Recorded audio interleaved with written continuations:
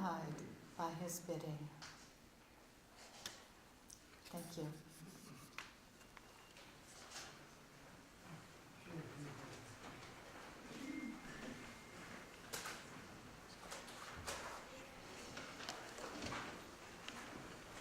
Brianna Scott.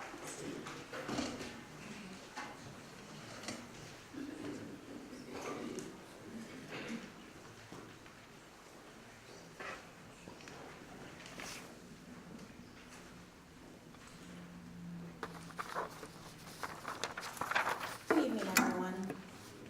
My name is Brianna Scott, and I am very grateful to have the opportunity to be before you all today on behalf of the Muskegon Rotary Club's Diversity and Inclusion Committee, for which I co-chair. The Diversity and Inclusion Committee's organizational goal is to improve diversity, awareness, and inclusion within our club and community.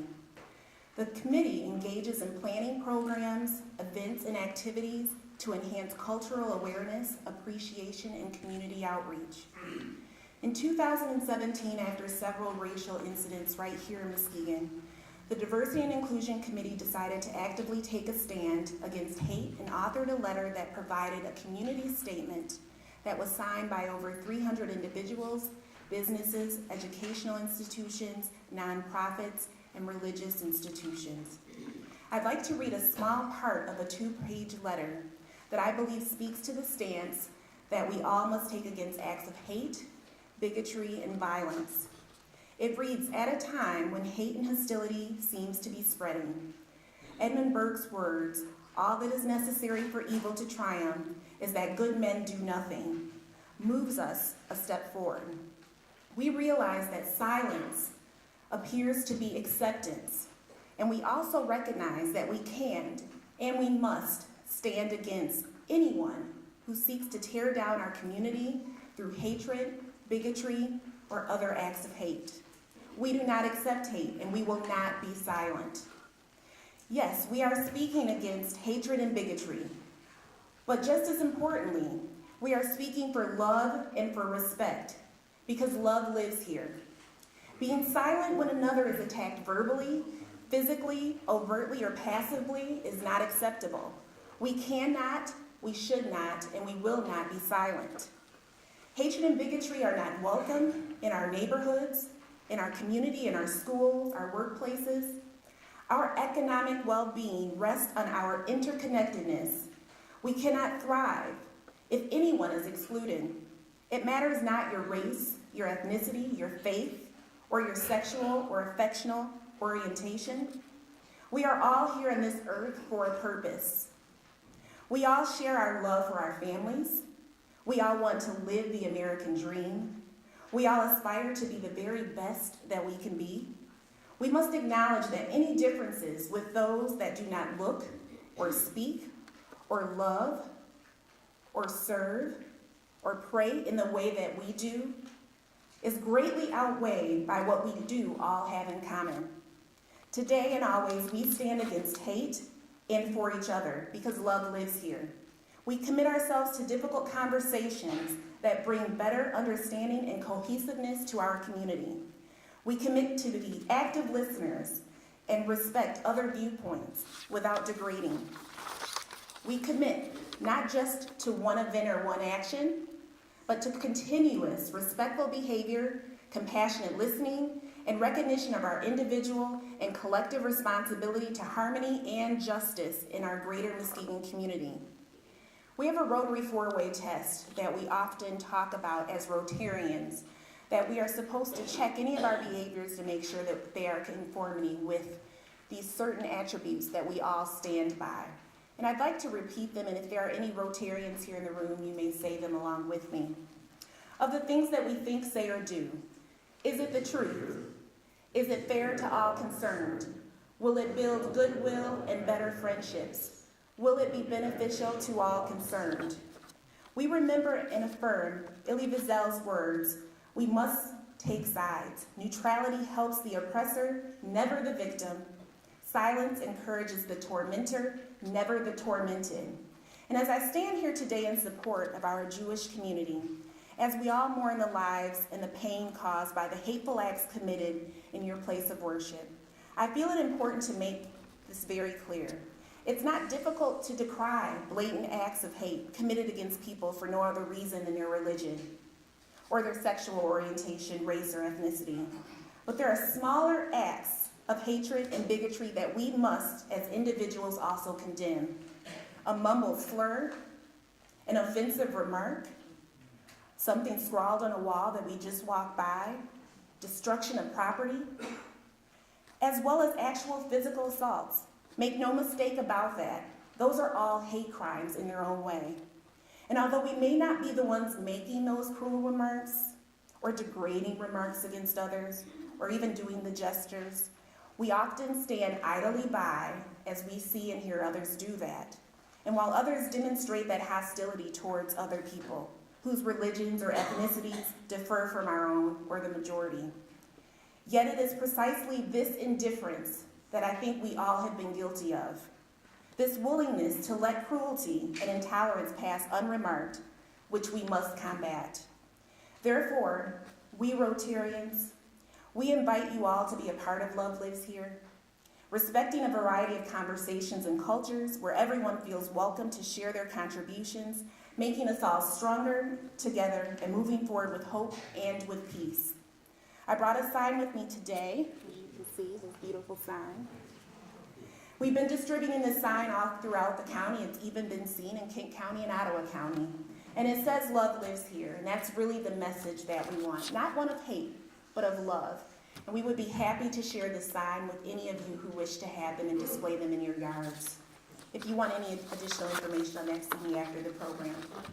But thank you all for the opportunity, and I just want to spread this message of love. I think it's beautiful to see all of the different people here represented in this room today. And I think that, as I stated earlier, we all have so much more in common than we don't. And if we can embrace those commonalities and grow from that, I believe that our community and our world will be a better place. Thank you.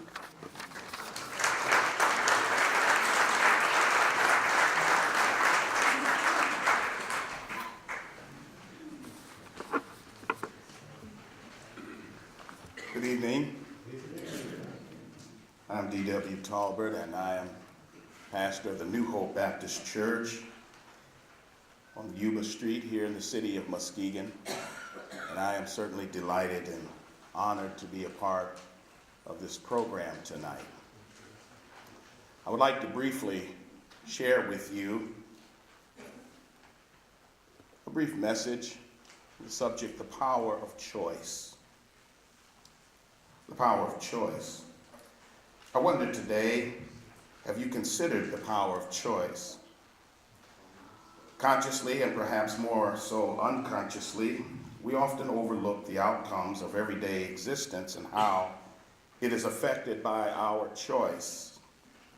God, in his infallible and infinite wisdom, has given humanity the blessed ability to choose.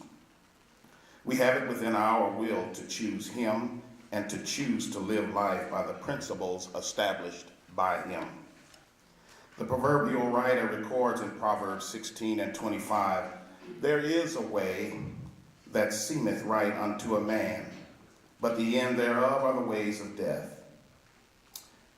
We are able to examine, scrutinize, assess, and choose a better way, a better life, a better relationship, a better design for living.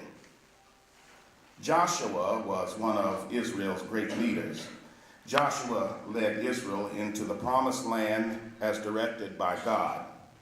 At the end of his long life and remarkable career, in the book that bears his name in the 24th chapter, Joshua's final message to Israel was a review of Israel's history with these closing words: "Now therefore fear the Lord, and serve him in sincerity and in truth, and put away the gods which your fathers have served on the other side of the flood and in Egypt, and serve ye the Lord. And if it seem evil unto you to serve the Lord, choose you this day whom you will serve, whether the gods which your fathers served that were on the other side of the flood, or the gods of the Amorites in whose land ye dwell. But as for me and my house, we will serve the Lord. In this brief statement, Joshua taught us three indelible items about the power of choice that can be invaluable living in these turbulent times. The first is restoration and progress begins with a conscious and purposeful choice. The second is the failings of the past must be considered as you look to the future, anticipating abundant living that choice will bring. The third is the awesome implications and profound legacy that choice will confer upon the world of tomorrow. The awesome blessing of choice, granted of God, welded by man to develop a world where all are valued, harmony can be achieved, and grace dispensed, if only we should choose the right choice. Today I choose to reach out to our brothers and sisters who have suffered indescribable tragedy and say we are so sorry for your awful pain that you must be experiencing. But we choose to extend the love of Christ to you and the love made possible to us all only through our risen Savior. And so therefore we offer to you Christ, the only source of lasting peace. Thank you so kindly.